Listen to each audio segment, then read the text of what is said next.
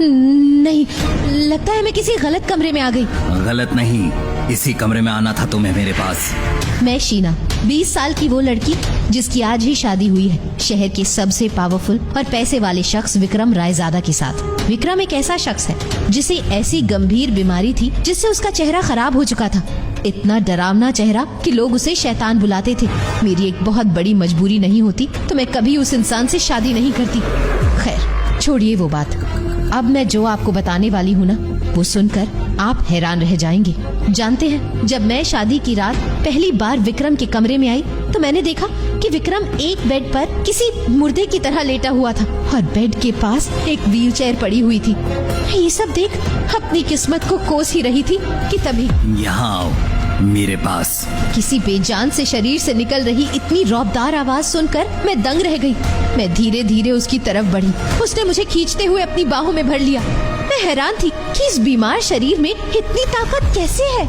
अगले ही पल विक्रम मुझे किस करने के लिए आगे बढ़ा। जैसे ही मेरी नजर उसके चेहरे पर पड़ी, मैं सन्न रह गई। उसका चेहरा कहीं से भी डरावना नहीं बल्कि बेहद खूबसूरत था। अभी मैं कुछ समझ पाती कि उसके पहले ये क्या कर रहे हो तुम? इस राज को राज ही रहने देते हैं। विक्रम मेरे गले के पास अपना चेहरा ले जाता है और फिर नहीं, मेरी चीख निकल गई और उस बेड की चादर खून से लाल हो जाती है। क्या किया विक्रम ने मेरे साथ? विक्रम कौन सा राज छुपाना चाहता था? उसका चेहरा बिल्कुल ठीक तो था, तो लोग उसके चेहरे को देखकर डरते क्यों थे? क्या वो विक्रम ही था मेरे साथ कमरे में या कोई और? मैं ये शादी बिल्कुल नहीं करूंगी। अरे जिसकी शक्ल देख के लोग दिन में बेहोश हो जाते हैं, आप चाहते कि उस शक्ल में पूरी लाइफ देखूं? चाहे मैं जीऊं या मरूं, उस शैतान जैसे दिखने वाले इंसान से मैं शादी करके अपनी जिंदगी बर्बाद बिल्कुल नहीं करूंगी। आरोही के पिता ने दिल्ली के रईस खानदानों में से एक रायजादा खानदान तक अपनी पहुंच बनाने के लिए आरोही की शादी रायजादा खानदान के इकलौते वारिस विक्रम रायजादा से तय कर दी थी, वो भी आरोही से बिना पूछे। विक्रम की शख्सियत के बारे में तरह तरह की बातें होती थी। कोई कहता था कि उसकी शक्ल शैतान की शक्ल जैसी है, तो कोई कहता था कि विक्रम लाइलाज बीमारी से जूझ रहा है और बस चंद दिनों का ही मेहमान है। लेकिन विक्रम के बारे में हकीकत में कुछ और ही था, जिसके बारे में किसी को पता नहीं था।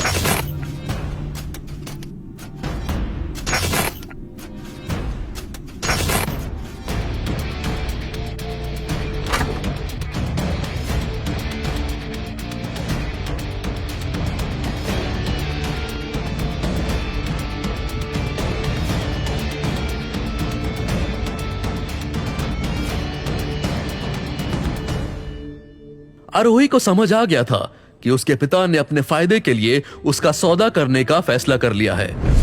उसे यकीन नहीं हो रहा था कि ये वही बाप है जो उसके पैदा होने पर खुशी से झूम उठा था। आरोही, उसकी माँ और महेश्वर एक छोटा और खुशहाल सा परिवार थे। लेकिन लगभग 14 साल पहले महेश्वर सुधा से मिला और प्यार में पड़ गया। उसी प्यार का नतीजा अनन्या थी। आरोही की सगी माँ वो सदमा सह नहीं पाई और उसने अपनी सुध खो दी। उसके बाद तो महेश्वर जैसे एक दूसरा आदमी बन चुका था। उसका सारा ध्यान, समय और प्यार सुधा और अनन्या का था। आरोही के लिए उसके पास थी तो बस नफरत, धुतकारी और पिटाई। महेश्वर आरोही के साथ ऐसा बर्ताव करता था जैसा कोई जानवरों के साथ भी ना करे। आरोही के लिए महेश्वर बहुत पहले ही मर चुका था, इसलिए वो उसके सामने कमजोर नहीं पड़ना चाहती थी। देख बेटा, तू हमें गलत समझ रही है।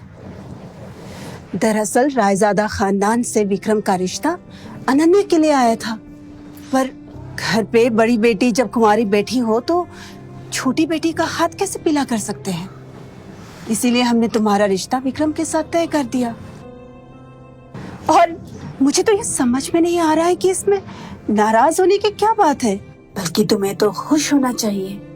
अरे रायजादा खानदान की बहू बनने का सौभाग्य तो खुशकिस्मती से मिलता है। तुम्हारे तो भाग खुल गए। मैंने कहा ना, मैं शादी हरगिज नहीं करूंगी। इससे बेहतर रिश्ता तुझे नहीं मिलेगा। आपको क्या लगता है मैं कुछ समझती नहीं हूँ? अरे आप लोगों को रायजादा परिवार के तलवे चाटने का मौका चाहिए, लेकिन अपनी लाडली अनन्या की जिंदगी बर्बाद नहीं करना चाहते। तो मुझे बलि का बकरा बना दिया। अगर ये रिश्ता लाखों में एक है तो करा दीजिए अनन्या की उस बदसूरत विक्रम से शादी। क्योंकि यही सच था। अनन्या के लिए रायजादा खानदान से रिश्ता आया था। ये सुनकर सुधा और महेश्वर दोनों की खुशी का ठिकाना नहीं था। वो दोनों ही रायजादा खानदान से जुड़ना चाहते थे, लेकिन विक्रम जैसे अपाहिज और कुरूप इंसान के साथ अपनी बेटी अनन्या का रिश्ता नहीं जोड़ना चाहते थे। हालांकि उन्हें भी ये पता था कि रायजादा खानदान का समधी बनना मतलब लॉटरी हाथ लग जाने जैसा था, इसलिए वो लोग ये रिश्ता हाथ से जाने नहीं देना चाहते थे। तभी सुधा के शैतानी दिमाग में एक आइडिया आया और उसने अनन्या की जगह आरोही के रिश्ते का प्रस्ताव रख दिया। देख बेटा, हम तो बस इतना चाहते हैं कि तेरा रिश्ता रायजादा खानदान में हो जाए ताकि आगे की जिंदगी तुम्हारी अच्छी हो। प्लीज, आपको मेरी कितनी फिक्र है मुझे पता है। सो प्लीज ये नाटक बंद कीजिए। और मैंने कह दिया ना, मैं ये शादी नहीं करूंगी। That's it. और अगर तुझे अपनी सगी माँ से मिलने का मौका मिले तब भी ये शादी नहीं करेगी? सुधा के पास अपने तुरूप के इक्के का इस्तेमाल करने के अलावा अब कोई चारा नहीं था। उसने आगे कहा, मैं और तुम्हारे पापा जानते हैं कि इस वक्त तुम्हारी माँ कहाँ है। ये सुनकर आरोही स्तब्ध हो गई। उसकी सख्ती जैसे बेबसी में बदल गई। कुछ दिन पहले ही मिली थी वो हमें। सुधा ने आगे बताया और फिर महेश्वर की तरफ देखकर इशारा किया। आरोही ने जल्दी से वो तस्वीरें उठाई और देखने लगी। उसके आंसू जो अब तक उसके साहस के बांध से रुके हुए थे, वो छूट गए और बहने लगे। उन तस्वीरों में वाकई में आरोही की सगी मां ही थी, जो किसी जगह पर बैठी हुई थी। सालों पहले अपनी सुध खोने के बाद आरोही की मां एक पागल खाने में रहने लगी थी। आरोही उससे मिलने रोज जाया करती थी। ये एक तरीका था जिससे वो अपनी मां के पास रह सकती थी। लेकिन कुछ महीनों पहले आरोही का ये इकलौता सुख भी उससे छिन गया। उसकी मां अचानक कहीं गायब हो गई। वो कहां चली गई थी ये किसी को पता नहीं था। आरोही उसे हर रोज ढूंढती थी, पर निराशा ही हाथ लगती। देख आरोही, अगर तुझे अपनी माँ से मिलना है तो इस शादी के लिए हाँ करनी होगी, वरना जिंदगी भर अपनी माँ की शक्ल नहीं देख पाओगी तुम। ये सुनने के बाद आरोही के पास और कोई चारा नहीं बचा था। अपनी माँ के लिए वो कुछ भी करने को तैयार थी, इसलिए उसने रिश्ता मंजूर कर लिया। आरोही और विक्रम दोनों के परिवार को इस शादी की जल्दी थी, इसलिए अगले ही दिन आरोही की विक्रम से शादी रचाई गई। ये शादी रायजादा खानदान में रखी गई किसी भी शादी से बिल्कुल अलग थी। शादी में कुछ गिने चुने मेहमान ही शामिल थे। शादी के मंडप में जब आरोही बैठी थी तब विक्रम वहां व्हील चेयर पर आया था। आरोही ने विक्रम का चेहरा देखने की कोशिश की, लेकिन सेहरा पहना होने की वजह से वो विक्रम की शक्ल नहीं देख पाई।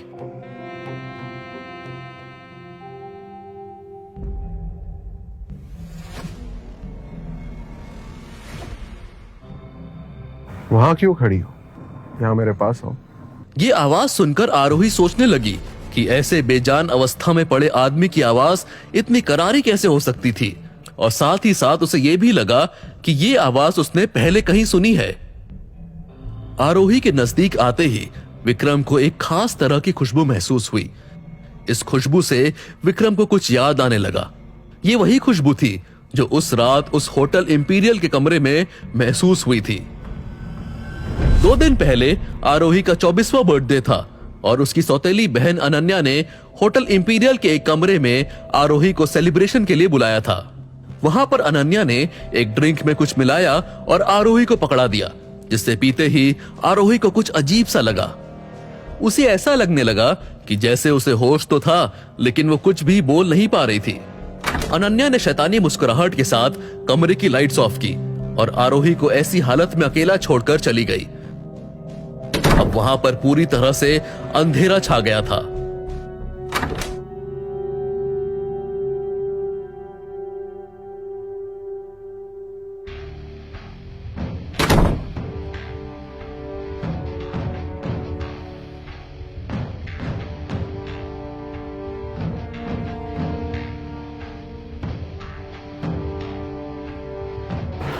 तुम मेरी मदद करो, मैं तुम्हारी मदद करूंगा। आरोही को लग रहा था कि वो आवाज किसी दूसरी दुनिया से आ रही थी। उस आवाज में मानो जहर घुला था। मदद करो। उस नशे की हालत में आरोही सोचने लगी कि वो किस मदद की बात कर रहा था। वो उस परछाई का चेहरा नहीं देख पा रही थी, पर उसकी पैनी आंखें साफ साफ दिख रही थी। इतने अंधेरे में भी उन आंखों में उसे रूखापन और गर्व साफ साफ दिखा। आरोही को यह समझने में ज्यादा वक्त नहीं लगा कि पिछली रात उसके साथ उसके जन्मदिन पर जबरदस्ती की गई थी। हालांकि आरोही को पता नहीं था कि उसके कमरे में जो आदमी आया था वो विक्रम ही था, और विक्रम को भी नहीं पता था कि उसकी जिससे मुलाकात हुई थी वो आरोही थी। उल्टा विक्रम को यह गलतफहमी थी कि उसकी अनन्या से मुलाकात हुई थी, और इसकी भी एक वजह थी। होटल इंपीरियल के कमरे में आरोही के बर्थडे की रात को आरोही को नशे वाला ड्रिंक पिलाने के बाद अनन्या को लगा कि अब उसका प्लान कामयाब होने में कोई प्रॉब्लम नहीं आएगी, इसलिए वो आरोही को होटल में बेहोशी की हालत में छोड़कर वहां से निकल गई थी। दरअसल उसने कुछ गुंडों को आरोही पर हमला करने भेजा था, लेकिन वो गुंडे गलती से किसी और होटल में पहुंच गए थे, और इस तरफ आरोही के कमरे में वो आदमी पहुंचा था जो अब आरोही का पति था, विक्रम रायजादा। अगली सुबह तक आरोही के बारे में कोई खबर नहीं आई तो अनन्या फिर एक बार होटल के उसी कमरे में पहुंची। वो उस अंगूठी की चमक से अपनी नजरें नहीं हटा पा रही थी। इसे बेचकर तो अच्छे खासे पैसे मिल जाएंगे। उसने अंगूठी को हाथ में पहना और वहां से निकलने के लिए जैसे ही मुड़ी कि होटल रूम के दरवाजे पर उसे एक आदमी खड़ा दिखा। तुम वही हो जिन्होंने हमारे मालिक की जान बचाई थी?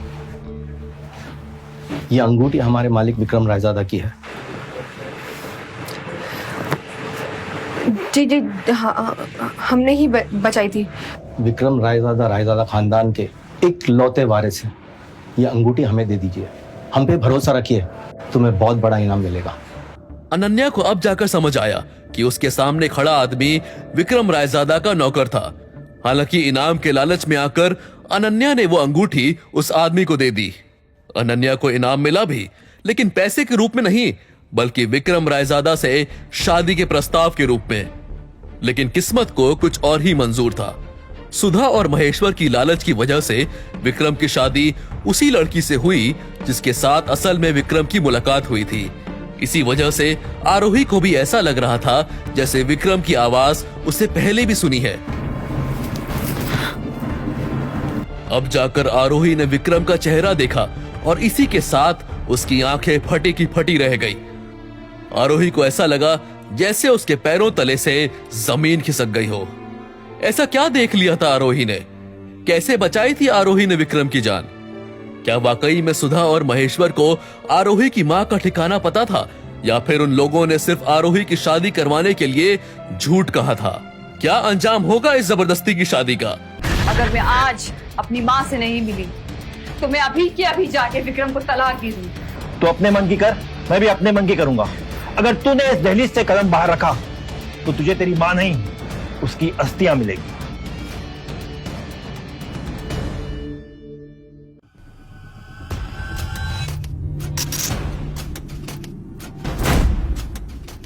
विक्रम के कमरे की उस लाल रोशनी में जब आरोही ने अपने पति का चेहरा देखा तो वो ऊपर से नीचे तक हिल गई, क्योंकि विक्रम बिल्कुल भी वैसा कुरूप नहीं था जैसा पूरी दुनिया उसके बारे में बोलती थी। उल्टा वो तो बेहद ही खूबसूरत था। इनफैक्ट आरोही ने अपनी जिंदगी में विक्रम से ज्यादा हैंडसम आदमी कोई नहीं देखा था। एक पल को आरोही को लगा कि वो गलत कमरे में आ गई है। विक्रम ने जैसे आरोही के मन की उधेड़ बुन पढ़ ली हो वैसे बोला, चिंता मत करो, तुम बिल्कुल सही कमरे में आई हो, मैं ही विक्रम। आरोही ये सुनकर चौंक गई।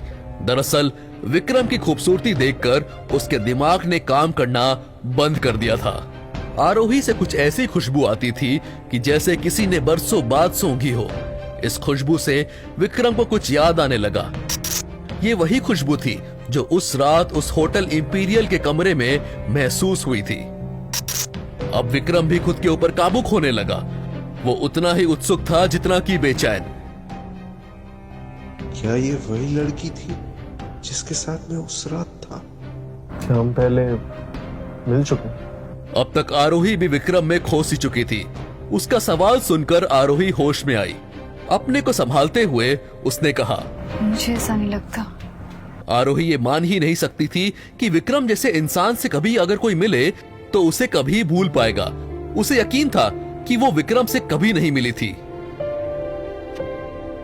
आरोही की भी सांसें बढ़ चुकी थी और जैसे जैसे विक्रम करीब आ रहा था वो और फूलती जा रही थी। दोनों के होंठ मिलने ही वाले थे कि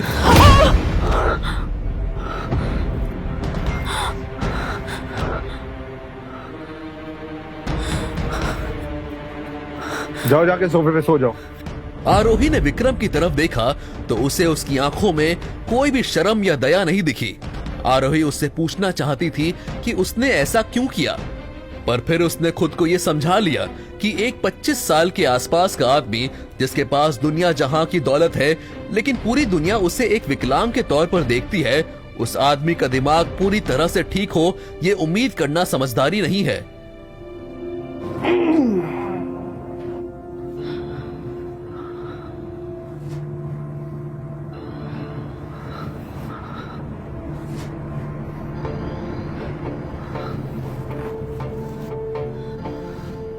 ये आखिरी बार है जब तू मेरी बिस्तर पर आई कि बात याद रखना। जी।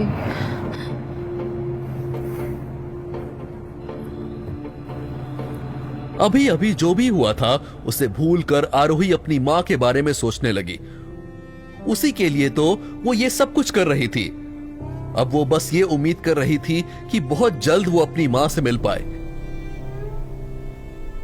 इस ख्याल की खुशी जहन में बिठा के वो चुपचाप सो गई।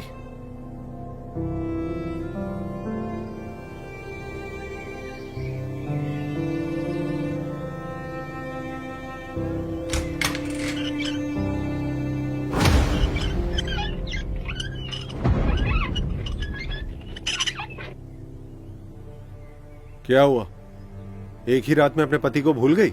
ये आवाज तो विक्रम की ही थी, लेकिन उसका चेहरा कुछ अजीब लग रहा था। ये लो, ये पहन लो। हमारे खानदान का रिवाज है कि घर की नई बहू 3 दिन तक यही साड़ी पहनती है। विक्रम की ये बात आरोही ने सुनी तो, लेकिन वो किसी और ख्याल में गुम थी, क्योंकि उसने विक्रम का खूबसूरत चेहरा अपनी आंखों से पिछली रात देखा था। तो फिर ये भद्दा चेहरा कहां से आया? क्या उसने कोई नकाब पहना था? पर कोई इतना खूबसूरत होकर ऐसा भद्दा नकाब क्यों पहनेगा? दुनिया अपनी खामियां छुपाने के लिए तरह तरह की चीजें करती है, और यहाँ विक्रम इस बदसूरत नकाब के पीछे इतना खूबसूरत चेहरा छुपाए बैठा था। इस घर के बहुत से ऐसे राज हैं जो तुम्हें नहीं पता, और उन्हें ना ही जानो तो बेहतर रहेगा। विक्रम ने आरोही से कहा तो उसे लगा जैसे फिर से उसने उसके ख्याल पढ़ लिए हों। तुम यही कपड़े बदल सकती हो, मुझे तुम्हें देखने में कोई दिलचस्पी नहीं है। ये सुनकर आरोही वहीं रुक गई और बिना कुछ कहे कपड़े बदलने लगी। विक्रम ने अपनी आंखें फेर ली थी, लेकिन वो उस कमरे की दूसरी ओर लगे आईने में आरोही को देख सकता था। उसकी नजर जब एक बार आरोही के बदन पर पड़ी तो वो अपने मन में चल रहे ख्यालों को रोक नहीं पाया। आरोही का शरीर उसके चेहरे की तरह ही खूबसूरत था। वो उसके शरीर को रोम रोम से आंक रहा था, और ये करते हुए उसे जो ख्याल आ रहे थे उन पर वो काबू नहीं कर पा रहा था। वो आरोही का बदन था जिसकी वजह से उसे वो ख्याल आ रहे थे, या कि उसकी खुशबू जो उसे लगातार किसी की याद दिला रही थी।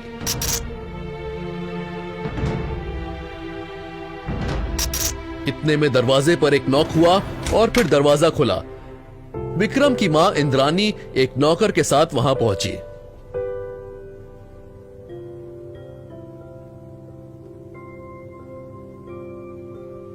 तब जाकर आरोही को समझ में आया कि विक्रम का उसके गले पर काटना अपनी मां को यह समझाने के लिए था कि उनके बीच कुछ हुआ था, जो कि सरासर झूठ था। आरोही सोच रही थी कि विक्रम ने ऐसा क्यों किया होगा।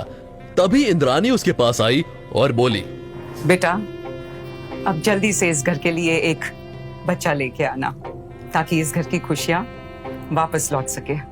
विक्रम की हालत देखकर हमें ऐसा लगा कि इस खानदान ने विक्रम के साथ। इंद्रानी जो बात कहते कहते रुक गई थी, वो आरोही समझ चुकी थी। हालांकि उसे ये नहीं समझ आ रहा था कि कोई माँ अपने बेटे के बारे में ऐसा कैसे कह सकती थी। बेटा, गलत मत समझना। विक्रम एक समय में बेहद खूबसूरत था, लेकिन पता नहीं किसकी नजर लग गई मेरे बेटे को कि उसे ये बीमारी लग गई। ये सुनकर आरोही के मन में और सवाल आ गए। विक्रम की माँ को भी नहीं पता था कि विक्रम असल में अब भी बेहद खूबसूरत है। क्या ये व्हीलचेयर भी एक नाटक है? इन सारे सवालों के बीच उसे विक्रम की कही हुई बात याद आई। इस घर के बहुत से ऐसे राज हैं जो तुम्हें नहीं पता, और उन्हें ना जानो तो ही बेहतर रहेगा। अच्छा बेटा, हमारे खानदान में ये रिवाज है कि शादी के बाद दुल्हा दुल्हन लड़की के घर में जाके बड़ों का आशीर्वाद लेते हैं।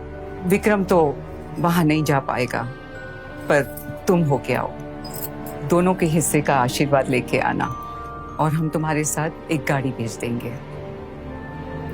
जी मम्मी जी। वो वैसे भी अपने मायके जाना चाहती थी, क्योंकि उसने उसके पिता महेश्वर की शर्त मानकर शादी कर ली थी। अब उसे महेश्वर से जाकर अपनी माँ के पते के बारे में पूछना था। अपने माता पिता को मेरा प्रणाम कहना और जल्दी आना। मैं तुम्हें मिस करूं। मैं भी तुम्हें मिस करूंगी।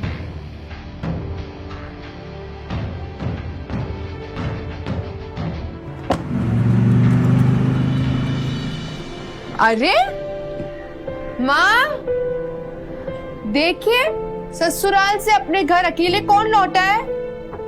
क्या हुआ? ससुराल वालों ने पहले ही दिन घर से फेंक दिया क्या?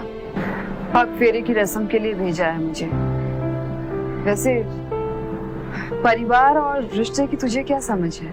आरोही ने अनन्या को चुप कराने के लिए जब रायजादा खानदान की परंपरा के बारे में बताया तो वो उसे और उकसाने लगी। जीजा जी नहीं आए? मैं भी कैसे सवाल पूछ रही हूँ ना। जीजा जब ना ऐसा चेहरा लेकर दुनिया के सामने कैसे आएंगे ना। वैसे आ भी जाते तो अपनी व्हील चेयर में कहाँ कहाँ घूमते रहेंगे, है ना? वैसे कल रात तुम्हें नींद तो बहुत अच्छी आई होगी ना। जीजा जी ने तुम्हें बिल्कुल परेशान नहीं किया होगा। चलो अच्छा है, इस बहाने तुम हर रोज चैन की नींद तो ले पाओगी।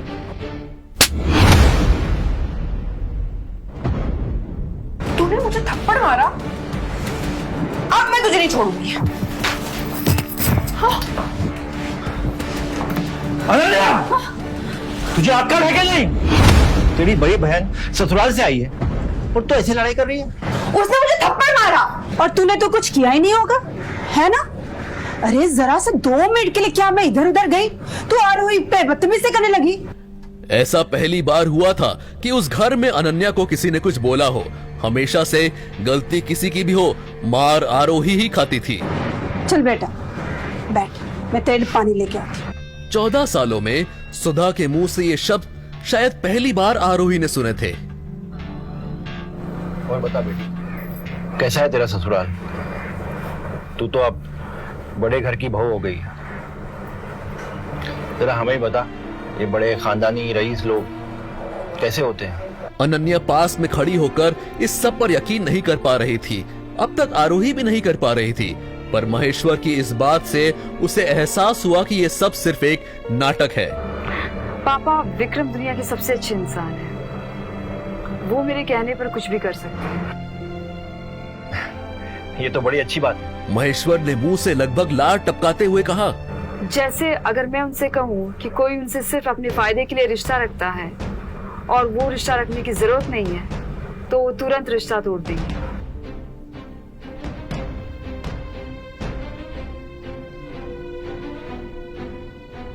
कितने घिरे हुए इंसान हैं आप लोग। पापा, मैंने सालों तक सब कुछ सहन किया है, इस उम्मीद में कि एक दिन सब कुछ ठीक हो जाएगा। लेकिन आप तो मेरी जिंदगी का सौदा कराए।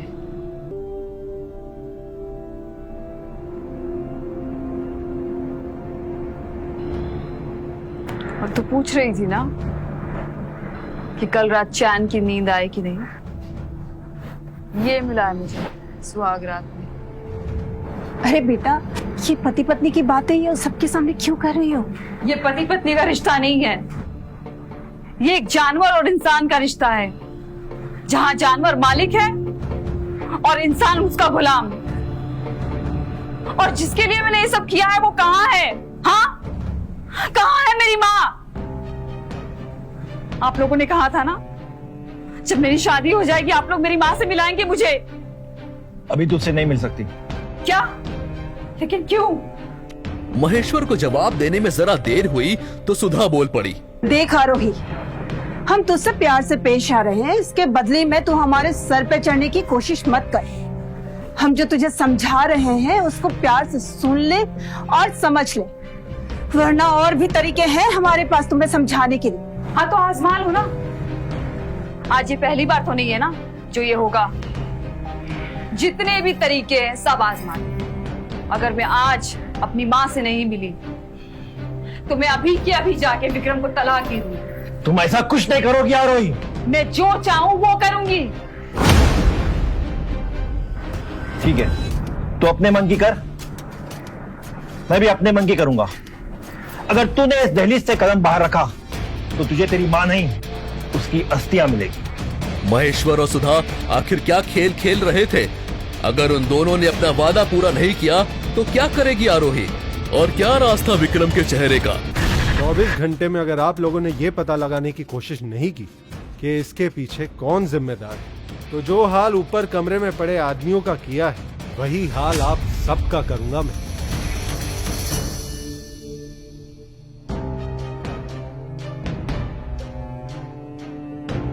शर्त ये थी कि मेरी विक्रम से शादी होते ही आप मुझे मेरी माँ से मिलाएंगे।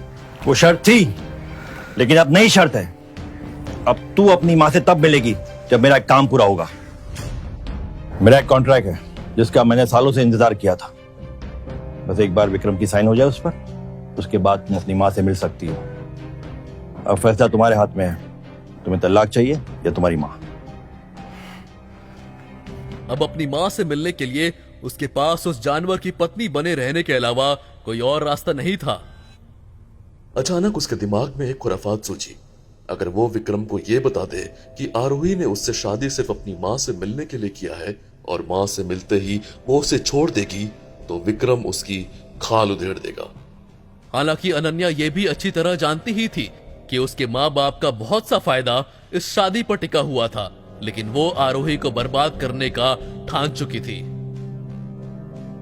उसे उम्मीद थी कि इस बार जो अपना सामान लेकर अपने ससुराल लौटेगी तो उसे कभी इस घर में वापस नहीं आना पड़ेगा। सामान पैक करते हुए आरोही को ख्याल आया, कितनी अजीब बात है ना। आमतौर पर लड़कियां शादी करने के बाद अपने मायके आने को कितनी उतावली होती हैं, और एक मैं हूं जिसका अपने ही मायके में दम घुटता है। अगर ससुराल का ये वाहियात रिवाज ना होता और माँ से जुड़ी वो यादें ना होती तो मैं यहाँ कभी नहीं आती।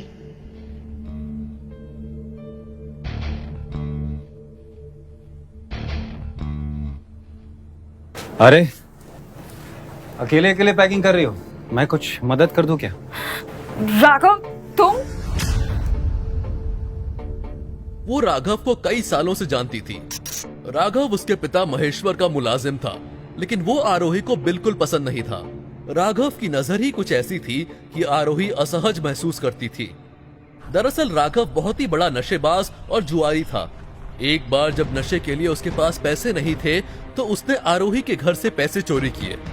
हालांकि आरोही ने उसे देख लिया था और महेश्वर को सब कुछ सच सच बता दिया था, जिसके चलते राघव उस दिन अपनी नौकरी खो बैठा था। इसे यहाँ तक आने किसने दिया? आरोही ने मन मन में सोचा और सबसे पहला शक अनन्या पर गया। मुझे पता चला कि तुम्हारी शादी हो गई है तो बधाई देने चला है। वैसे सुना है कि तुम्हारा पति अपाहिज है। बड़े दुख की बात है। वैसे तुम सुहागरात तो नहीं बना पाई होगी तुम, है?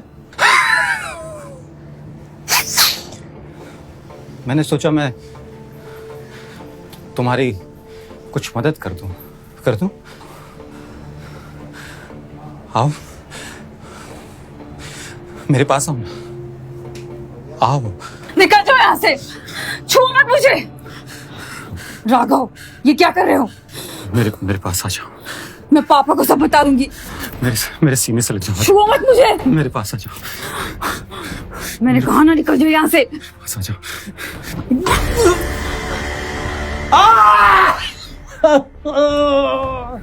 आरोही ने उसे दोनों पैरों के बीच एक जोरदार लात मारी थी।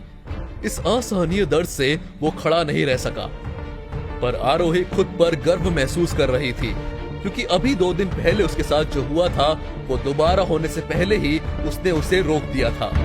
हालांकि ये गर्व तुरंत ही डर में बदल गया, क्योंकि राघव की चीख सुनकर उसके 3 साथी कमरे में घुस आए। तेरी ये हिम्मत!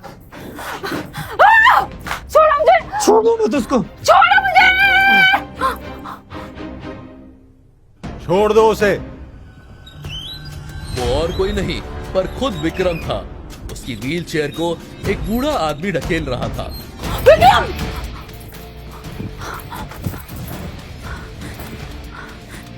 मेरी पत्नी को हाथ लगाने की तुम लोगों की हिम्मत कैसे हुई?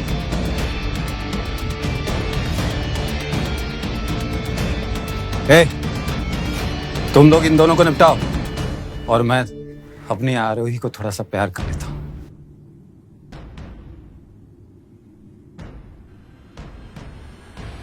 आओ।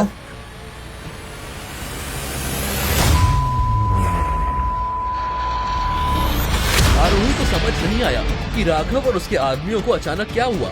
हालांकि उसे इतना तो समझ आ गया था कि ये विक्रम ने ही किया था, लेकिन कैसे किया ये आरोही की समझ से बाहर था।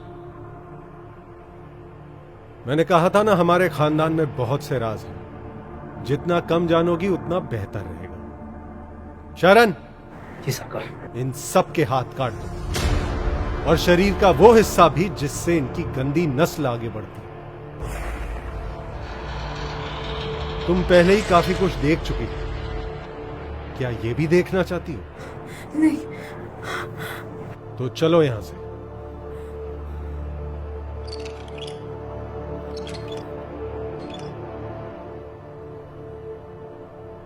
आज तक उसके लिए कभी किसी ने ऐसा कुछ नहीं किया था। आरोही के मन में विक्रम के लिए इज्जत बढ़ चुकी थी। Thank you. अगर आज आप नहीं आते तो पता नहीं क्या हो जाता। तुम हमारे खानदान की बहू हो। मैंने जो कुछ किया अपने खानदान की इज्जत बचाने के लिए किया है। लेकिन वो ये मानने को तैयार नहीं थी कि विक्रम ने ये जो कुछ किया सिर्फ और सिर्फ खानदान की इज्जत बचाने के लिए किया था। अरे क्या हुआ मेरी बच्ची को? हाँ, मैंने सुना है कि कोई लड़के आए थे तुम्हारे कमरे में और तुमसे जबरदस्ती करने की कोशिश की। भगवान का शुक्र है कि दामाद जी सही वक्त पर आ गए, वरना ये नालायक लड़के ना जाने मेरी बच्ची के साथ आज क्या कर बैठते। आरोही इस नाटक से खूब वाकिफ थी। 14 सालों से उसने ये नाटक रोज इस घर में देखा था। बंद कीजिए नाटक। थक नहीं जाती आप ये नाटक करते करते? तुम्हारी मजाक करने की आदत गई नहीं है बेटा। पता है दामाद जी, आरुषि बचपन से ही ऐसी है। कहने को ये मेरी सौतेली बेटी है, लेकिन मैंने इसमें और अपनी बेटी में कभी कोई भेदभाव नहीं किया।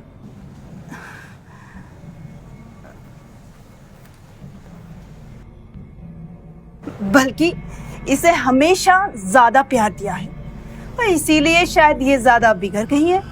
वो चाहती तो अभी ही उसका पर्दाफाश कर सकती थी, लेकिन अपनी माँ के ख्याल ने उसे रोक दिया। आपने कभी फिल्मों में जाने का सोचा है? कैसी बातें करते हैं आप दामाद जी? मैं और फिल्में? आपको सोचना चाहिए, क्योंकि एक्टिंग तो आप बहुत बढ़िया करती हैं। यहाँ बेकार में ही आपका टैलेंट वेस्ट हो रहा है।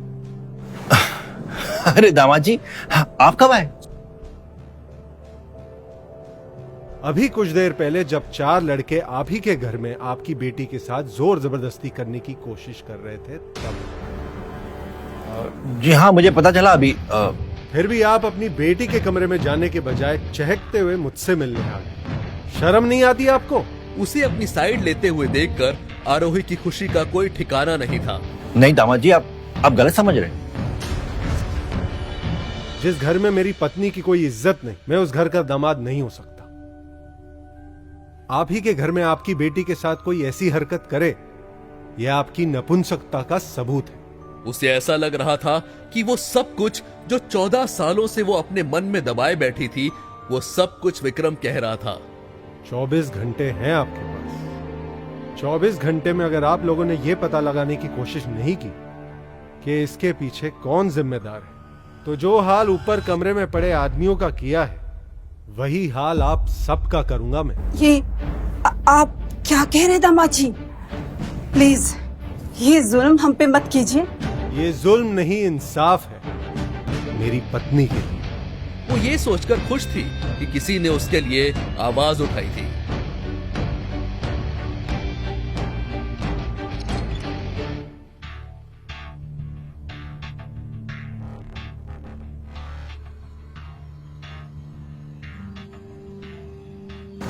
कौन हो सकता है ये?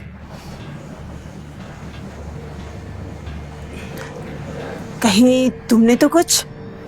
अरे कैसी बातें कर रही हो? मैं जानवर नहीं हूं। दोनों इस बात से अनजान थे कि बंगले के ऊपर वाली मंजिल से अनन्या ये सब कुछ होते हुए देख रही थी। वो निराश भी थी और गुस्सा भी, क्योंकि वो फिर एक बार आरोही की जिंदगी बर्बाद करने में असफल हो गई। कुछ दिन पहले जो काम आरोही के बर्थडे की रात को अधूरा रह गया था, वो अब भी अधूरा ही था। दांत बीचती हुई अनन्या अंदर की ओर चली गई। क्यों कर रही थी अनन्या ये सब? क्या वो रायजादा खानदान की बहू बनना चाहती थी, या कुछ और था जो उसे चाहिए था? आखिर क्या राज था विक्रम का? बस एक बार ये 100 दिन पूरे हो जाए, उसके बाद मैं तुम्हें इतनी बड़ी रकम दूंगा कि तुम अपनी बाकी की जिंदगी बड़ी ऐशो आराम से काट पाओ। बस तब तक के लिए मेरे माँ और परिवार के सामने ये परफेक्ट बहू होने का बस नाटक करते रहे। गाड़ी में विक्रम के पास बैठी हुई आरोही थोड़ी देर पहले जो कुछ हुआ था वो याद कर रही थी कि कैसे वो जादुई तरीके से सही वक्त पर उसके घर पहुंच गया था, जब वो उन 4 लफंगों के चंगुल में फंस चुकी थी। सिर्फ इतना ही नहीं, विक्रम ने उसके बाप और सौतेली माँ के सामने उसके लिए आवाज उठाई थी। जिस घर में मेरी पत्नी की कोई इज्जत नहीं, मैं उस घर का दामाद नहीं हो सकता। गाड़ी रोको चरण, कुछ देर के लिए हमें अकेला छोड़ दो। आरोही को समझ में नहीं आया कि विक्रम ने ऐसा क्यों किया। चरण के गाड़ी से बाहर जाते ही विक्रम ने अपने चेहरे से कुछ हटाया और इसी के साथ विक्रम का असली खूबसूरत चेहरा आरोही को दिखने लगा। अब जाकर आरोही को समझ आया कि उसका शक सही था। विक्रम वाकई में अपने चेहरे पर एक मास्क लगाता था। साथ ही साथ आरोही को यह भी समझ आ गया कि विक्रम अपना असली चेहरा सिर्फ उसे दिखाता है, वरना वो चरण को गाड़ी से बाहर नहीं भेजता। बस वो ये समझ नहीं पाई कि इसकी क्या वजह होगी। ये क्या है? हमारी शादी का कॉन्ट्रैक्ट, इस पर तुम्हारे साइन चाहिए। शादी का कॉन्ट्रैक्ट? आरोही अब तक ये बात सोच के खुश थी कि विक्रम ने उसके लिए आवाज उठाई थी और अब अचानक वही आदमी उसे शादी का कॉन्ट्रैक्ट दे रहा था।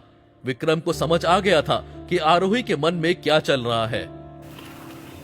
इस कॉन्ट्रैक्ट के हिसाब से हमारी शादी सिर्फ एक समझौता है जो हमें अगले 100 दिन तक निभानी पड़ेगी। चिंता मत करो, बस एक बार ये 100 दिन पूरे हो जाए, उसके बाद मैं तुम्हें इतनी बड़ी रकम दूंगा कि तुम अपनी बाकी की जिंदगी बड़ी ऐशो आराम से काट पाओ। बस तब तक के लिए मेरे माँ और परिवार के सामने ये परफेक्ट बहू होने का बस नाटक करते रहना। आरोही विक्रम को समझ ही नहीं पा रही थी, क्योंकि अभी कुछ देर पहले ही विक्रम ने उसकी इज्जत के साथ खिलवाड़ करने वाले लोगों को बहुत दर्दनाक सजा दी थी, और अब कॉन्ट्रैक्ट साइन करने की बात करके उसे सिर्फ नाम की पत्नी बना देना चाहता था। देखो, इसमें इतना सोचने वाली कोई बात नहीं। मैं जानता हूं कि तुमने मुझसे शादी इसलिए नहीं की कि तुम मुझसे प्यार करती हो या मैं तुमसे, तो ज्यादा चिंता मत करो, बस जल्दी से साइन कर दो। बेचारा चरण बाहर गर्मी में खड़ा है। दूसरी तरफ आरोही के घर पर महेश्वर और सुधा ये पता लगाने की कोशिश कर रहे थे कि आरोही के साथ जो कुछ हुआ उसके पीछे किसका हाथ था। उनका सबसे पहला शक अनन्या पर गया। तूने ऐसा क्यों किया? बता। मैंने कुछ नहीं किया। झूठ मत बोलो अनन्या, हम अच्छे से जानते हैं कि ऐसी घिनौनी हरकत करने से पहले तो एक दफे भी नहीं सोचेगी। तू जानती भी है तूने कितनी बड़ी गलती की है। अभी हमारे संबंध रायजादा खानदान से ठीक से बने ही नहीं थे कि तूने उसने फूट डालना शुरू कर दिया। इसका अंजाम। अरे मैंने कुछ नहीं किया, मैंने कहा ना, मुझे नहीं पता कौन आया और आरोही के साथ क्या हुआ है। मेरा यकीन मानिए, मेरा इसमें कोई लेना देना नहीं है। अनन्या थी तो महज 20 साल की, लेकिन उसके काम छठे हुए बदमाशों को भी शर्मिंदा करा देने वाले थे, क्योंकि सच ये था कि वो 4 लोग जो आरोही का फायदा उठाने आए थे, उन लोगों को अनन्या ने ही घर बुलाया था, क्योंकि 1 हफ्ते पहले आरोही की जिंदगी बर्बाद करने का उसका इरादा सपना ही रह गया था। और अब ये क्यों भूल रहे हैं कि उस आरोही ने राघव को नौकरी से निकलवाया था, तो उसे शायद उस चीज का बदला लेना होगा। और हाँ, आप लोग उस विक्रम से उतना डरते क्यों? वो अपाहिज विक्रम जो बिना किसी की मदद लिए यहाँ से वहां नहीं जा सकता, उससे इतना क्यों डरना है? अरे तू जानती भी तू क्या कह रही है? अगर विक्रम को पता चला ना कि तू उसके पीठ पीछे ऐसी बातें कर रही है, तो तेरे साथ साथ हमें भी मार देगा। दूसरी तरफ विक्रम गाड़ी में बैठे आरोही और अपनी शादी के कॉन्ट्रैक्ट पर आरोही के साइन करने का इंतजार कर रहा था। क्या सोच रही? जल्दी करो। इस कॉन्ट्रैक्ट को साइन करने से पहले मैं आपको कुछ बताना चाहती हूँ। मैंने भी ये शादी मजबूरी में की थी। कुछ हालात ऐसे थे कि जब इस शादी का रिश्ता आया तो मैं मना नहीं कर सकी थी, क्योंकि हम दोनों ने ये शादी मजबूरी में की थी। मुझे नहीं लगता कि इस कॉन्ट्रैक्ट को साइन करने के बदले में मुझे आपसे कोई मुआवजा चाहिए।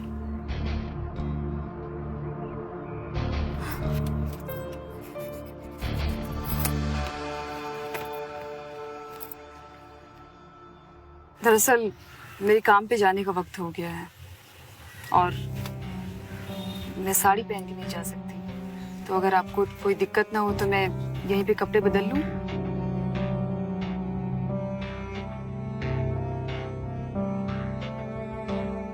आरोही रेंज रोवर गाड़ी की सबसे पीछे वाली सीट पर चली गई, जहां उसका बैग रखा हुआ था। वो विक्रम को पीछे देखने से मना करने जा रही थी, तभी उसे सुबह की उसकी कही हुई बात याद आ गई। तुम यही कपड़े बदल सकती, मुझे तुम्हें देखने में कोई दिलचस्पी नहीं। आरोही बिना कुछ ज्यादा सोचे अपने कपड़े बदलने लगी। जैसे ही विक्रम ने उसे तिरछी आंखों से कपड़े बदलते हुए देखा, उसने अपनी नजरें आगे की तरफ कर ली। आरोही ने वो लाल साड़ी अपने बदन से हटाना शुरू किया। धीरे धीरे जैसे वो अपने बदन से कपड़े हटाने लगी, उसकी खुशबू विक्रम तक पहुंचने लगी। खुशबू धीरे धीरे उसे बहकाने लगी और वो आरोही की तरफ देखने की इच्छा से अपने आप में लड़ने लगा। इस खुशबू में ऐसा क्या था जो उसे किसी चीज की याद दिलाते रहता था? ये विक्रम को अब तक नहीं समझ आया था। क्यों हर बार जब भी खुशबू उसे आती, अपने दिलो दिमाग पर काबू कर पाना उसे जंग जैसा लगता। ये जंग वो फिलहाल जीत रहा था, लेकिन आरोही अगर कपड़े बदलने में थोड़ा वक्त और लगाती तो शायद वो हार जाता।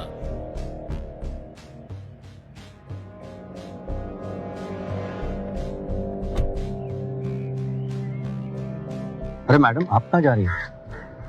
काम पर। काम पर? आप कब से काम पे जाने लगी? ये सब कुछ आप ही का तो है। मेरा कुछ नहीं है, मेरा सिर्फ ये है।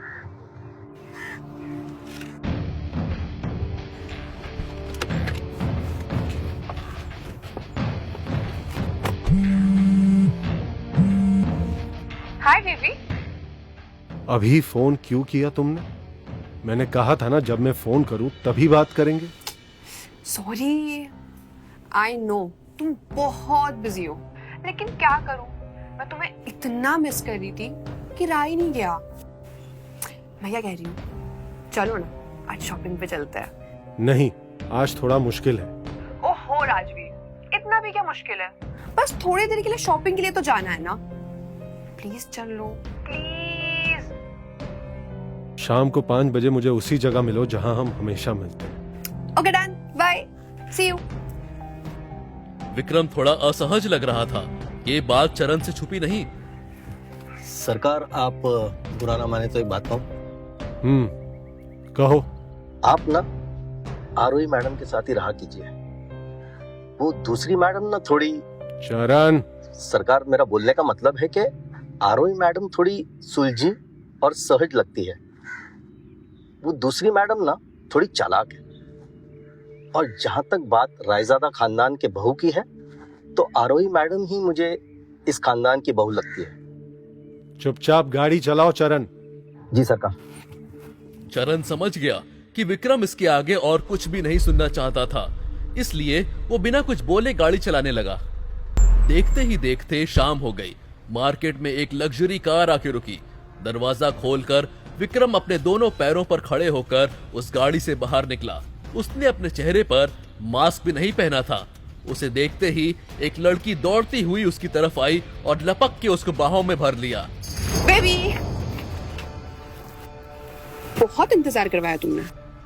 आरोही के बर्थडे वाली रात जब विक्रम लड़खड़ाते हुए उस होटल में पहुंचा था, तो उसे एक लड़की मिली थी। अगली सुबह घर आ जाने के बाद उसके नौकर ने उसे बताया कि उसे एक लड़की के पास से उसकी अंगूठी मिली, जिसका नाम अनन्या था।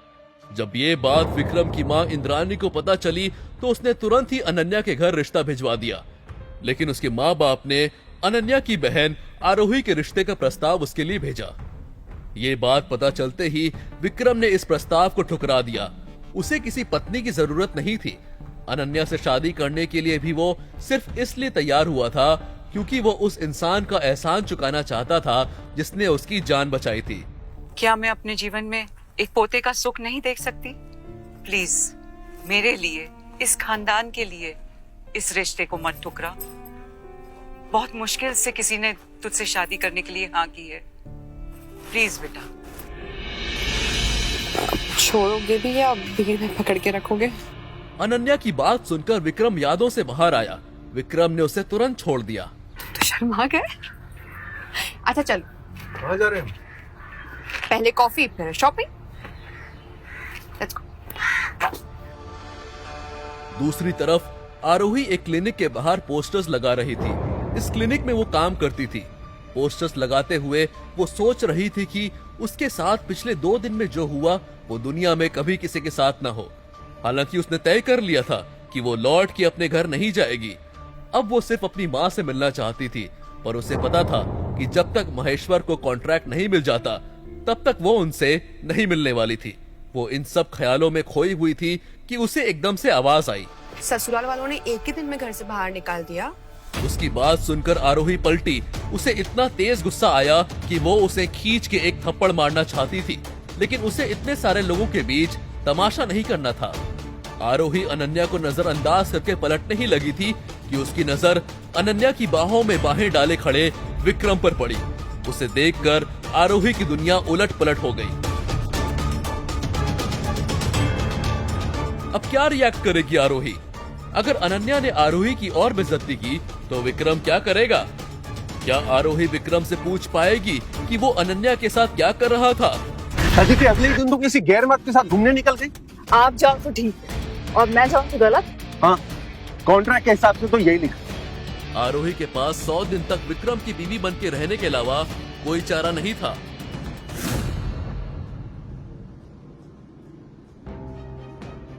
राजवीर, ये मेरी बड़ी बहन आरोही। अभी 2 दिन पहले इसकी शादी हुई है, बहुत बड़े खानदान में, है ना आरोही? वैसे आरोही, शादी के 1-2 दिन बाद ही तुम काम पर आ गई। ससुराल में मन नहीं लग रहा था क्या?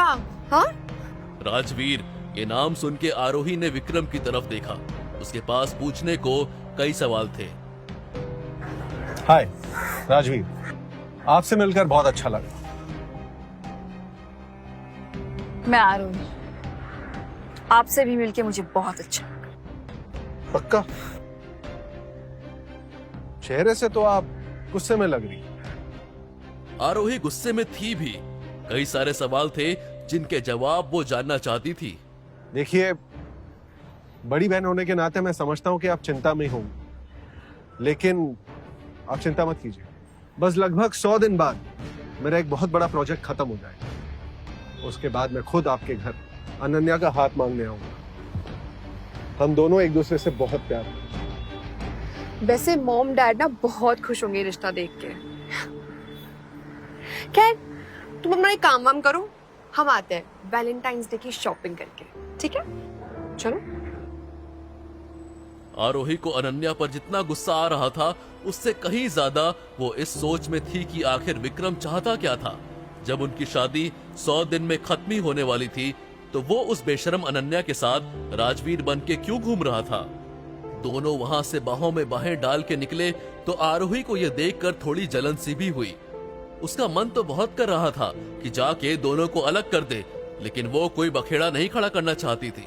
हाय आरोही, बहुत खूबसूरत लग रही हो। आज वैलेंटाइन डे है तो आरोही क्या मेरे साथ डिनर पे चलोगी? आरोही जब से इस क्लिनिक में काम करने लगी थी तब से ही डॉक्टर मोहित उसके प्यार में पड़ गया था, पर मोहित ये नहीं जानता था कि अब आरोही की शादी हो चुकी थी। मोहित, मैंने तुमसे कितनी बार कहा है मुझे तुम्हें कोई दिलचस्पी नहीं है। आरोही, मैं तुम्हें कुछ करने के लिए फोर्स तो नहीं कर सकता। एनीवेज डिनर ना सही घर तक तो ड्रॉप करने दो प्लीज, एक चांस। आरोही उसके साथ जाना नहीं चाहती थी, लेकिन उसे विक्रम और अनन्या के साथ में होने का ख्याल आया। उसकी अपनी शादी तो महज एक कॉन्ट्रैक्ट ही रह गई थी और सिर्फ घर तक ड्रॉप करने में क्या ही हर्ज है। जाने दो बे, मेरी बहन है ही ऐसी, आए दिन कोई भी लड़के के साथ घूमने की आदत है इसकी। बाहर निकलो गाड़ी से। हाँ, हम तो शॉपिंग के लिए जा रहे थे ना मॉल। ये लो कार्ड और चाहे जितनी शॉपिंग करो, पर तुम साथ चलो ना। जल्दी गाड़ी से निकलो, मुझे कहीं जाना है।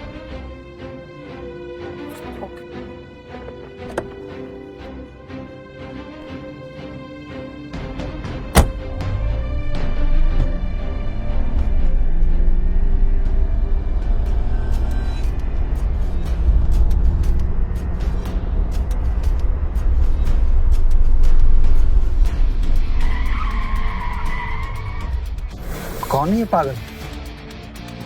अनन्या का बॉयफ्रेंड।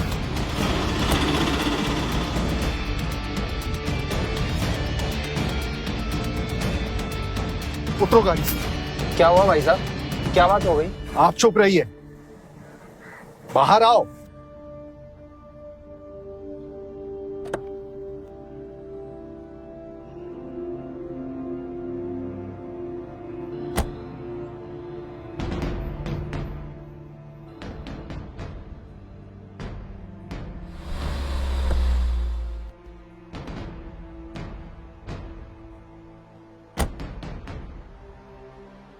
ये क्या तरीका है? शादी के अगले ही दिन तुम किसी गैर मर्द के साथ घूमने निकल गई।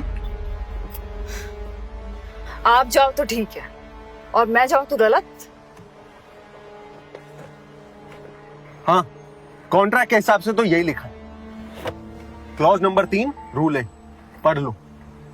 ये सुनकर आरोही को एहसास हुआ कि उसने गुस्से में कॉन्ट्रैक्ट साइन तो कर दिया था, लेकिन एक बार भी ध्यान से पढ़ा नहीं।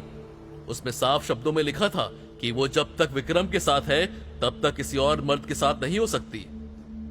आरोही के पास 100 दिन तक विक्रम की बीवी बन के रहने के अलावा कोई चारा नहीं था। ठीक है, आप जैसा कहेंगे वैसे ही करूंगी।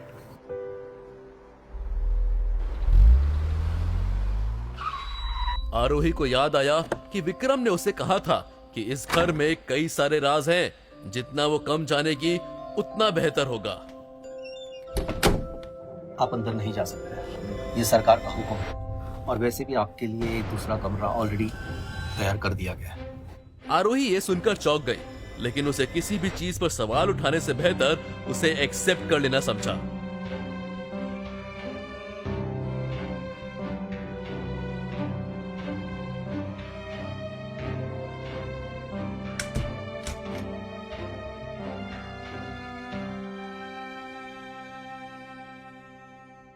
सॉरी, मुझे नहीं पता था कि ये कमरा तुम्हें दिया गया है, वरना मैं यहां कभी नहीं आता।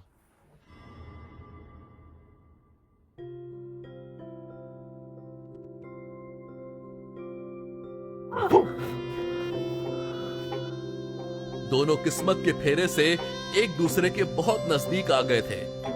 विक्रम के लिए खुद को संभालना और भी मुश्किल होता जा रहा था, क्योंकि ये वही खुशबू थी जो उसे उस रात की याद दिलाती थी जब उसे किसी ने चमत्कारी तरीके से बचा लिया था।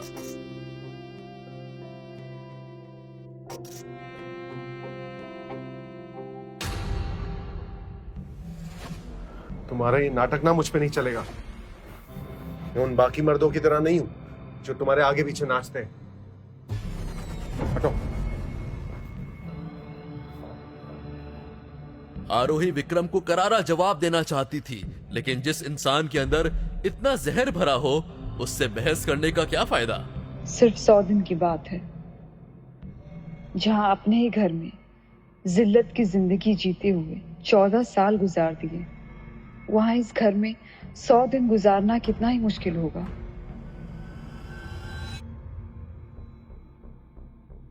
So beautiful.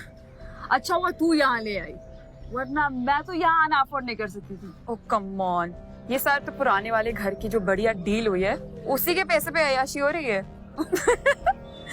Okay. Come, we'll go there. There's the table. That's our table. That's our table. Excuse me. अगर आपका खाना वगैरह हो गया हो तो ये टेबल क्लियर करवा देंगे, हमने रिजर्वेशन की है। उत्कर्ष, साक्षी, तुम लोग? हाँ तो इसमें चौंकने वाली क्या बात है? हम तो यहाँ हर हफ्ते आते हैं। वैसे तुम यहाँ क्या कर रही हो? क्योंकि इस जगह आने की तुम्हारी औकात तो है नहीं। दूसरों की जगह लेने की तेरी पुरानी आदत गई नहीं। हाँ, आरोही बहुत गुस्से में थी। साक्षी उसकी कजन बहन थी और वो जिस लड़के के साथ थी वो आरोही का पहला प्यार उत्कर्ष था। दोनों की सगाई भी होने वाली थी, लेकिन सगाई से कुछ दिन पहले आरोही ने उत्कर्ष को साक्षी के साथ रोमांस करते हुए पकड़ लिया था। आरोही ने वो सगाई तोड़ दी। तब से आज तक उसने दोनों की शक्ल नहीं देखी थी। क्या हुआ मैम? पूजा ने मैनेजर को समझाते हुए कहा कि उन्होंने ये टेबल रिजर्व करी थी, पर ये लोग हटने को राजी नहीं है। सर, मैम, आप हमारे रेगुलर कस्टमर हो, आप चाहे तो कोई भी टेबल ले सकते हो। ये टेबल इन्होंने बुक किया है। अगर आप तू मुझे यहाँ से उठ के जाने को कह रहा है? महीने में 10 बार से ज्यादा आता हूँ यहाँ पे, लाखों रुपए खर्च करता हूँ। क्या चाहते हैं, यहाँ आना बंद कर दूं मैं? अपने मालिक को ना जवाब देते फिरना फिर कि लाखों का नुकसान अचानक से कैसे हो गया। सिक्योरिटी, क्या हो रहा है यहाँ? उनकी बातें सुनकर आरोही को पता चला कि ये रेस्टोरेंट विक्रम का ही था।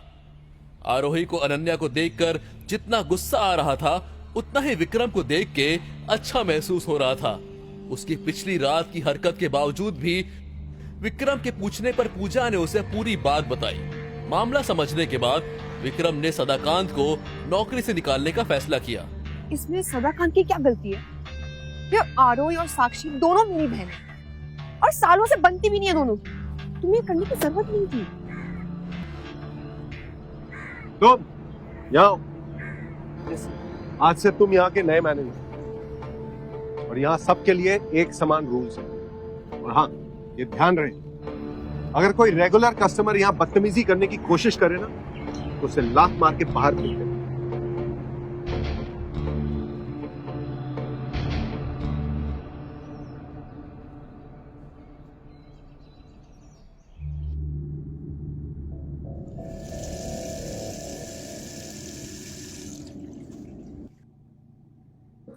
उत्कर्ष, छोड़ो मुझे बाहर जाने दो, मुझे भी बचाओ,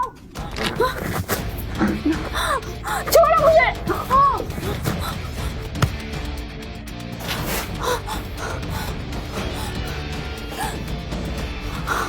तुम देखो,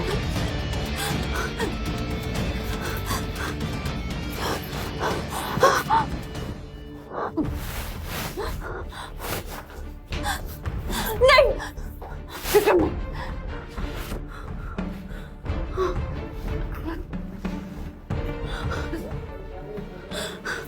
विक्रम और आरोही अब आमने सामने खड़े थे।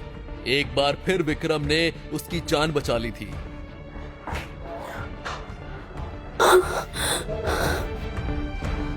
क्या ये सब? शर्म नहीं आई तुझे अपनी बहन के बॉयफ्रेंड के साथ ये सब करते हुए? हाँ, आज के बाद मेरे राजवीर के आसपास भी दिखी ना तो तेरे पति को सब बता दूंगी मैं। फोन निकाल, रिकॉर्ड कर और भेज दे मेरे पति को। आरोही की इस हरकत पर विक्रम का क्या रिएक्शन रहेगा? अब क्या करेगी अनन्या? क्या विक्रम कभी ये बात जान पाएगा कि उस रात को होटल में असल में आरोही ही थी जिसने उसकी जान बचाई थी? वो 24 घंटे अब पूरे हो चुके, मैं अब कुछ नहीं कर सकता। चरण महेश्वर को पकड़ने ऑलरेडी निकल चुका है। अगर तुम अपनी माँ को सलामत देखना चाहती हो तो जो मैं कहूँगा वो तुम्हें करना हो। इसलिए आरोही के पास महेश्वर की बात मानने के अलावा और कोई ऑप्शन बाकी नहीं था।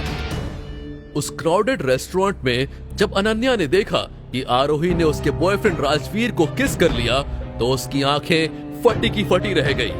उसके गुस्से का ठिकाना नहीं रहा, साथ ही साथ उसे हैरानी भी हो रही थी कि आखिर राजवीर आरोही को किस करने से रोक क्यों नहीं रहा था। ये तूने क्या किया है? अनन्या के बॉयफ्रेंड को किस कर दिया और उसको बोला कि उसकी फोटो खींच के भी भेज दे। अगर वाकई वो भेज देता तो तुझे पता है क्या होता? आरोही वहीं खड़ी पूजा की बातें सुन रही थी। कहीं न कहीं डर तो उसे भी लग रहा था, लेकिन आरोही के मन में ये बात भी थी कि आखिरकार उसने किस तो अपने पति को ही किया था। तू इनसे बात मत छोड़, तेरी पार्टी किसी और दिन करेंगे। और अब तो मुझे खाना खाने का मूड भी नहीं हो रहा है। अभी अभी जो तमाशा हुआ था उसके बाद अब पूजा का भी सेलिब्रेट करने का मन नहीं था। दोनों रेस्टोरेंट से बाहर निकले और बाय बोलकर अलग हुए। आओ बैठो। आरोही को पता था कि जब तक उसे अपनी मां नहीं मिलती तब तक उसे महेश्वर को झेलना पड़ेगा, इसलिए वो बिना कोई बहस किए अंदर बैठ गई। महेश्वर ने राख से भरा कलश आरोही को दिखाया। उसे देखते ही आरोही चौंक गई।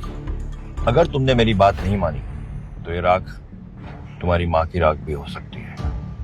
महेश्वर जानता था कि आरोही को डराकर अपना काम करवाने के लिए इतना बोलना काफी था। आपके बोलने पर शादी की है मैंने, अब क्या चाहते हैं आप? अपने सर फिरे पति को जाकर बोल, तुम पर अटैक करने वाले गुंडों को ढूंढने के लिए जो उसने 24 घंटे दिए थे ना, मैं उन्हें ढूंढ नहीं पाया हूं। और अब 24 घंटे हो गए, मुझे डर लग रहा है कि वो मेरे साथ कुछ कर ना दे। उसको जाकर बोल ये मैटर बंद करने के लिए। और वैसे भी तुम्हें कुछ हुआ तो नहीं ना, तुम तो अच्छी हो।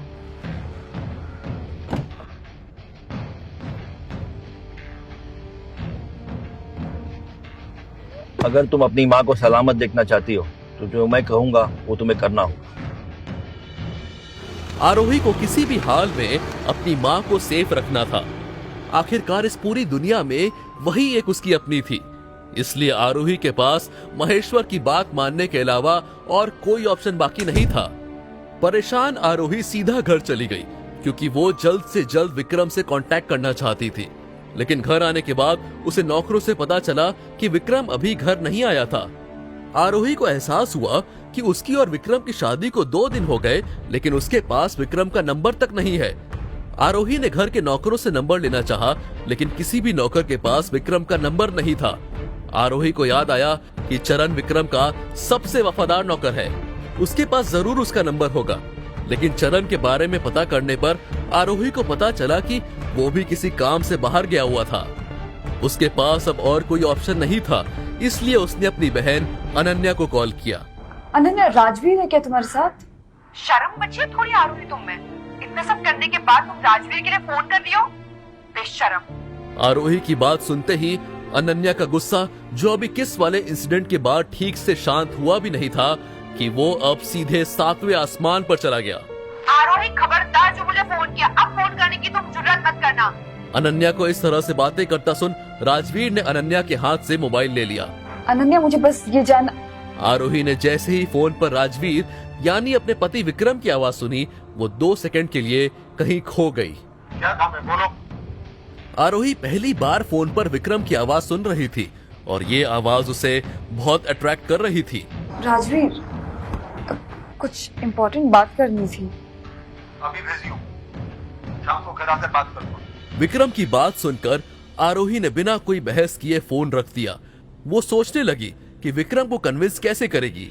काफी देर तक सोचने के बाद उसे ख्याल आया कि क्यों ना वो विक्रम के लिए उसका मनपसंद खाना बनाए। शायद इस बात से खुश होकर वो उसकी बात मान जाए। विक्रम के आने से पहले आरोही ने पूरा खाना बनाकर उसे अच्छे तरीके से डाइनिंग टेबल पर सजा दिया।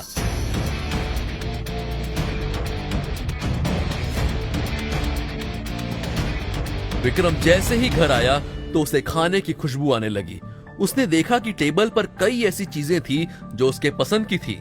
उसने अपने नौकरों से पूछा, खाना किसने बनाया? तो सारे नौकरों ने अपनी आंखों से आरोही की तरफ इशारा किया। विक्रम जल्दी से फ्रेश होकर खाने की टेबल पर बैठ गया और खाने पर टूट पड़ा। बहुत दिनों बाद विक्रम को ऐसा लगा कि उसने घर का खाना खाया था। खाना तो पसंद आया था, लेकिन साथ ही उसे आरोही के फोन कॉल वाली बात याद आ गई। इतना क्या इंपॉर्टेंट काम आ गया था जो मुझसे बात करने के लिए तुमने अपने बहन के फोन पे कॉल किया? मुझ पर अटैक करने वाले लोगों के बारे में पता लगाने के लिए आपने जो मेरे पापा को काम दिया था, उस मैटर को क्लोज कर दीजिए।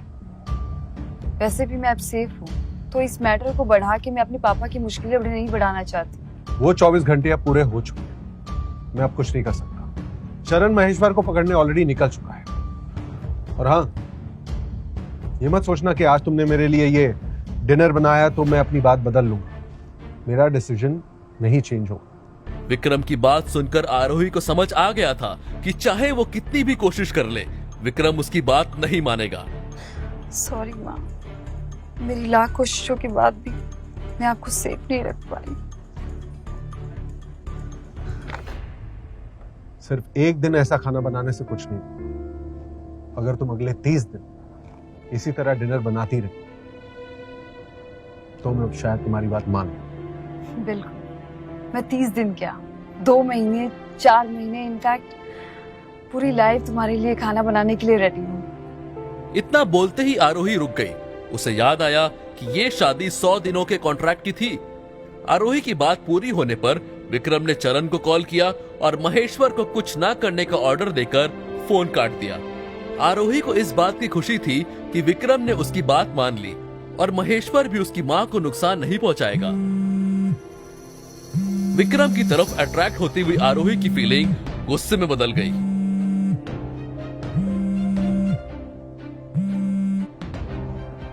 हेलो, मैंने तुम्हें कितनी बार बोला है ऐसी कभी भी मुझे कॉल मत किया। राजवीर, मैं तुम्हें बहुत मिस कर रही हूँ और मेरी तबीयत भी ठीक नहीं लग रही। प्लीज मुझे मिलने आ जाओ ना। बीमार हो तो डॉक्टर के पास जाओ। मेरे आने से क्या बदल जाएगा? अनन्या जानती थी कि राजवीर इतनी आसानी से नहीं मानेगा। राजवीर, तुम्हें याद है जब मैंने अपनी जान पर खेलकर तुम्हारी जान बचाई थी? तब से भी तबीयत ठीक नहीं रहती, बुखार आते जाते रहता है मुझे। और देखो, आज भी मुझे बुखार आया हुआ है, तब रही हूं मैं बुखार में। अनन्या की बात सुनकर विक्रम उसकी बात मानने के लिए मजबूर हो गया, क्योंकि उसे अभी भी लगता है कि उस रात अनन्या ने ही उसकी जान बचाई थी। विक्रम अनन्या से मिलने के लिए रेडी हो गया। जब उसने अनन्या से पूछा कि उसे कहाँ मिलने आना है, तो अनन्या ने उसे होटल पर्ल के रूम नंबर 501 में आने को कहा। हेलो डॉक्टर मोहित। आरोही, जल्द से जल्द हमें पर्ल होटल जाना होगा। हमारे रेगुलर कस्टमर शर्मा जी वहाँ पर हैं और उनकी तबीयत बहुत ज्यादा खराब हो गई है, इसलिए तुम्हें भी मेरे साथ वहाँ जाना होगा। ओके डॉक्टर मोहित, मैं भी आती हूँ। आरोही अपने काम को लेकर बहुत सीरियस थी, क्योंकि वो किसी का एहसान लेना पसंद नहीं करती थी और यही काम उसके लिए एक इनकम का जरिया था। आरोही इस बात से अनजान थी कि उसका पति विक्रम और अनन्या भी इसी होटल में मिलने वाले थे। आरोही ने मोहित से पेशेंट का रूम नंबर पूछा तो मोहित ने बताया कि वो 502 में रुके हुए हैं। दोनों सीधा पेशेंट के पास गए। अपने काम में एक्सपर्ट आरोही ने अच्छी तरह से पेशेंट की ट्रीटमेंट की। इंजेक्शन के लगते ही पेशेंट की हालत में थोड़ा सुधार आया। अपना काम खत्म करने के बाद आरोही और मोहित दोनों अभी रूम नंबर 502 से निकलकर बाहर जा ही रहे थे कि आरोही की नजर 501 कमरे की तरफ गई।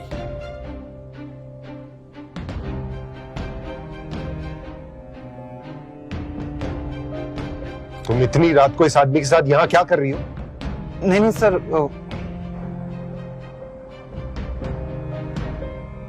हर कोई एक जैसा नहीं होता और न ही एक ही मकसद से कहीं आता है। आप जो यहाँ करने आए थे, मैं वो करने तो यहाँ बिल्कुल नहीं आई थी। आरोही के मन में कई बातें चल रही थी। अभी थोड़ी देर पहले बैठकर मेरे साथ खाना खा रहे थे और अभी मेरी बहन के पास आ गए। उसे बुरा भी लग रहा था और गुस्सा भी आ रहा था। हालांकि उसे पता था कि विक्रम से सफाई मांगने का उसके पास हक बिल्कुल नहीं है।